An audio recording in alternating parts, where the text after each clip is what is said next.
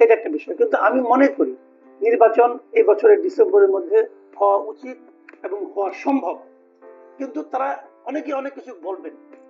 একটা জিনিস কি আপনার একটা কথা ভেবে দেখেন, আমার মনে হয় বাংলাদেশের স্বাধীনতার পরে পর্যন্ত যাবৎকাল ডক্টর ইউনূসের সরকার হলো সবচেয়ে ভাগ্যবান সরকার, যে সরকার দেশের মাঠে থাকা সকল রাজনৈতিক দলের নিঃশর্ত সমর্থন পেয়েছেন। এরকম এর আগে কোনো সরকার পায় নাই। এমনকি স্বাধীনতার পর বঙ্গবন্ধু সরকারও কিন্তু পায় নাই। উনি সরকার চালানোর কয়েকদিনের মধ্যে জাসদ দুর্দণ্ড প্রতাপে কিন্তু ওরা বিরোধিতা করেছে।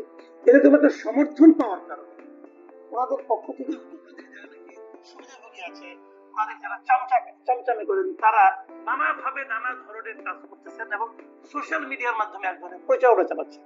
কেউ বলছেন যে 3 বছর, কেউ বলছেন যে না 29 সাল পর্যন্ত, কেউ বলছেন 5 বছর। আবার ওনাদের একজন আপনার দার্শনিক আছেন যিনি বলছেন যে না একটা জাতীয় সরকার হবে, সেখানে ডক্টর ইউনূস প্রধান উপদেষ্টা হবে এবং উপপ্রধান উপদেষ্টা হবে তারেক রহমান। এই ধরনের নানা ধরনের কিন্তু মানে আপনার পারমুটেশন কম্বিনেশন এখন আমরা দেখতে পাচ্ছি। বাট আলটিমেটলি জিনিসটা হলো যে এই যে প্রথমে যে কথাটা বললাম যে সবগুলি পলিটিক্যাল পার্টি এই সরকারকে সাপোর্ট দিচ্ছে, যদি সাপোর্ট না দেয় তাহলে কি হবে, একটা চাপ তৈরি হবে। এই চাপ সামাল দেওয়ার ক্ষমতা ইউনূস সরকারের নাই, একদমই নাই। কাজে যদি কাল আমি বললাম যে আগামী সপ্তাহে যদি তারেক রহমান এসে বলে যে আমি ইলেকশন চাই এবং ডিসেম্বরের মধ্যে চাই, যদি বলে আপনি নিশ্চিত থাকেন ইলেকশন ডিসেম্বরে হবে, কারণ ডক্টর ইউনূস ওই রিস্কে যাবে না, তার পক্ষে এই চাপ সামাল দেওয়া সম্ভব না। এখন অনেক পলিটিক্যাল পার্টি অনেক রকম কাহিনী করতেছে, যার যার স্বার্থ আছে। কেউ কেউ ভাবতেছে আমি আর কয়েকটা দিন সময় পেলে গুছাই নিতে পারবো। তবে আমার ধারণা এনসিপি মনে হয় আর ভাবে না।